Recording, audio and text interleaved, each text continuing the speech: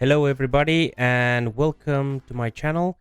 Today I am starting up a new video tutorial series on robot framework, and this time we are going to tackle the subject of web automation.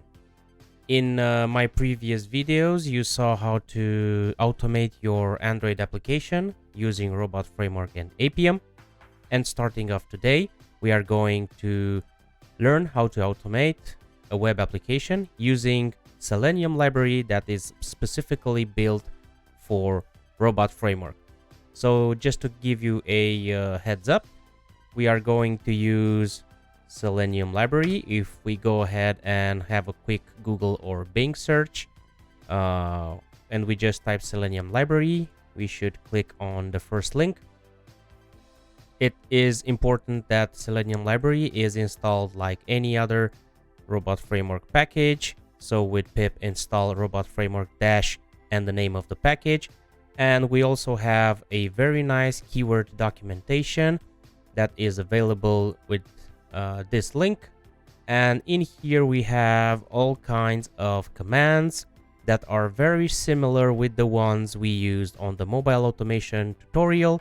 So we will have wait until page contains element, we will have page should contain element, click element, and so on. Probably the most important keyword and the one we are going to focus on for the beginning is the open browser keyword that allows you to basically open any browser on your system, from Firefox to Chrome to Edge and so on.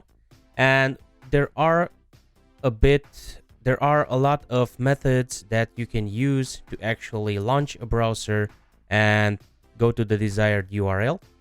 We are going to talk about how to launch different browser instances, how to put conditions when starting a browser, and most importantly, how to configure the environment. In the next video, I will show you how to properly set up your environment with the web drivers so you can start right away and be able to start your browser in an automated manner. If all this sounds good to you, I welcome you to this course, and don't forget to like and subscribe if you haven't done so already.